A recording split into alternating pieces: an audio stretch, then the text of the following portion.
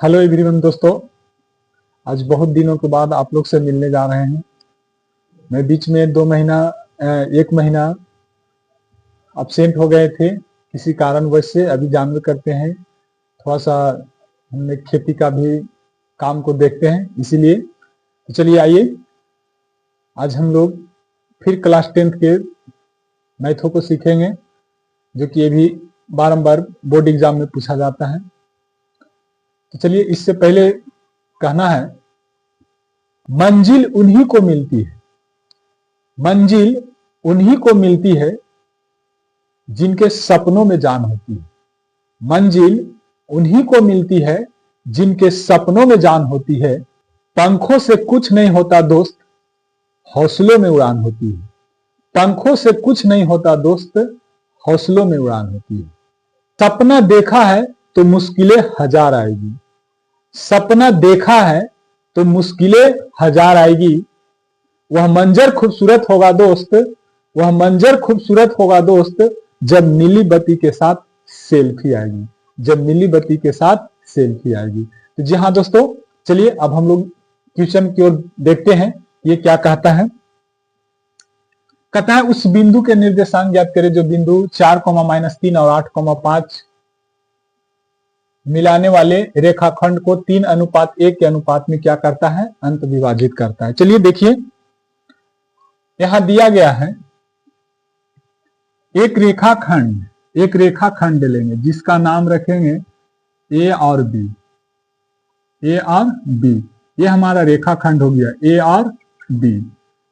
इसका निर्देशांक दिया हुआ है 4, -3 4, और बी का निर्देशांक दिया हुआ है 8, 5। बी का निर्देशांक 8, 5 है। तो कहता है उसको मिलाने वाले रेखाखंड को 3:1 के अनुपात में कैसे करता है? अंत विभाजित करता है। तो यहां कोई बिंदु हमने मान लिया, सी कोई बिंदु मान लिया, सी बिंदु मान लिया। इसका निर्देशांक x, y मान लेते हैं। इसका निर्देशांक कितना हो गया? x, y हो गया। इसको दोस्त कितना का अनुपात में विभाजित करता है? इसको 3:1 के अनुपात में क्या करता है? अंत विभाजित करता है। तो चलिए यहां तक हम लोग क्या किए? बैकग्राउंड को सेट कर लिए। अब यहां हल में समझते हैं। यहां से लिखेंगे सोल्व। क्या सोल्व लिखेंगे माना कि ए बी एक रेखाखंड है। ए बी क्या है? एक रेखाखंड। ए बी एक रेखाखंड है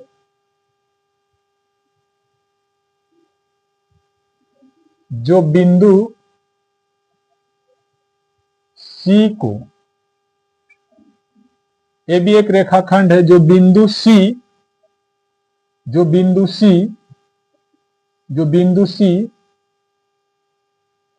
3:1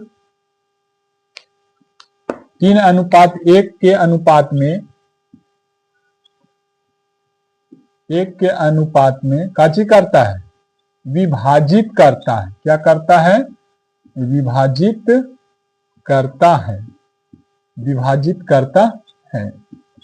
देखिए ध्यान दीजिएगा, ए बी क्या है? एक रेखाखंड है। इसका निर्देशांक भी दिया हुआ है।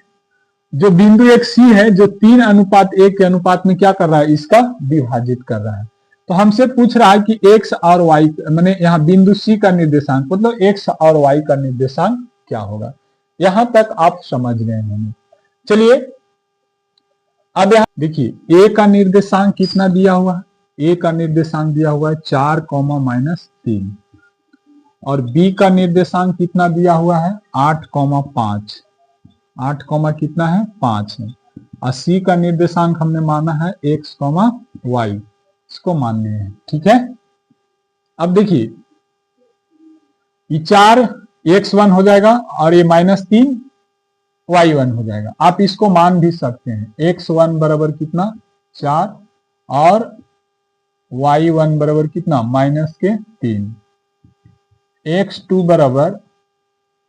बराबर कितना है? मान लेंगे 8 और y2 बराबर कितना मान लेंगे? 5 मान लेंगे। इतना हमने क्या कर सकते हैं, इसको मान सकते हैं। ठीक है, यहां तक आप समझ गए होंगे। आप नहीं भी मान सकते हैं, लेकिन मानने के बाद आपका क्या हो जाएगा, वहां सेट करने में आसान होगा। लेकिन आप सीधा समझिए कि इसको कहते हैं x1, इसको कहते हैं y1, इसको कहते हैं x2 और इसको कहते हैं y2 कहते हैं। यहां तक कोई दिक्कत? अब दोस्त यहां पर एक कंडीशन और है, जो बिंदु C जो है, जो 3:1 के अनुपात में काची करता है, विभाजित करता है। ठीक है, तो यहां देखिए जो है 3:1 है। ठीक है, तो ये जो 3:1 है, इसको हम लोग कहते हैं, इसको माना जाता है M1 और इसको माना जाता है M2।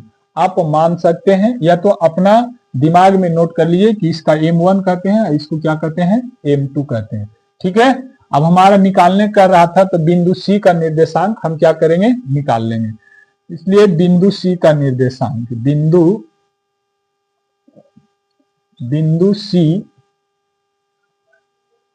C x, y का काची निर्देशांक, इसका बराबर फार्मूला होता है M1 into x2 plus M2 into x1 और बट्टा में क्या हो जाता है, M1 प्लस M2। ये देखिए, ये जो कंडीशन जो हुआ, जो x के निर्देशांक के लिए हुआ, समझे कि नहीं। अब यहां यदि y के लिए निकालना है, तो y के लिए क्या हो जाएगा, M1 into y2 plus M2 into y1 और फिर नीचे क्या हो जाएगा, M1 प्लस M2 हो जाएगा, M1 प्लस M2 हो जाएगा। ये हमारा बिंदु C का काची हो गया, निर्देशांक हो गया। तो चलिए, अब हमने जो माना था, तो यहां देखिए M1 इंटू x2, तो M1 कितना हो गया, 3, यहां लिखेंगे 3 गुने, इंटू में है तो गुना। अब x2, तो x2 कितना है, x2 देखिए कितना है, 8 है, यहाँ कितना कर देंगे 8 प्लस यहाँ M2, तो M2 कितना है, 1 है, तो 1 और गुने x1, तो x1 कितना हो गया, 4 हो गया, तो यहाँ 4 कर देंगे।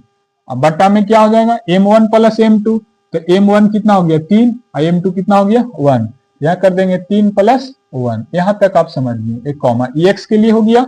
अब y के लिए देखिए, M1 इंटू y2, तो M1 कितना है, 3 है, तो 3 गुने y2, तो y2 कितना है, देखिए y2 5 है, यहाँ कितना ले लिए, 5 ले लिए, प्लस फिर M2, तो M2 कितना है, 1 है, गुने फिर y1 कितना है, तो y1 देखिए माइनस के 3 है, तो यहाँ माइनस के 3 कर देंगे। ठीक है, अब बटे M1 प्लस M2, तो 3 प्लस का हो जाएगा 1 हो जाएगा। यहां तक आप समझ गए होंगे।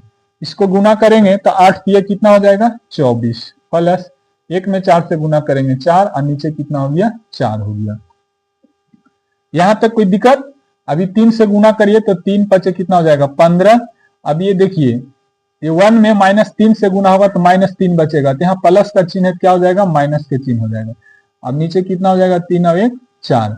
यहां तक आप समझ गए होंगे। अब हम लोग देखेंगे 24 और 4 को जोड़ेंगे तो कितना आ जाएगा, 28।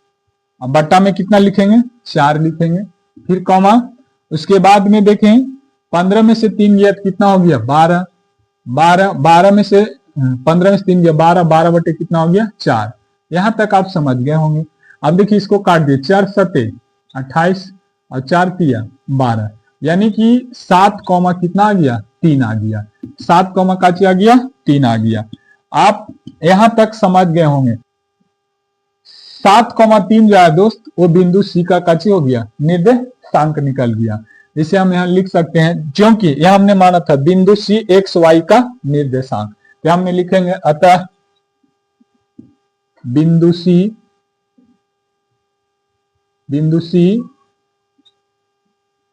एक्स वाई का निर्देशांक बराबर कितना, 7,3। ये हमारा फाइनल आंसर आ गया। दोस्तों यदि मेरा वीडियो अच्छा लगा होगा तो लाइक और कमेंट जरूर करिएगा, मेरे चैनल को सब्सक्राइब करिएगा। यदि फेसबुक पेज पर देख रहे हैं, फेसबुक पेज को फॉलो करिएगा। मिलेंगे नेक्स्ट वीडियो में, तब तक के लिए जय हिंद।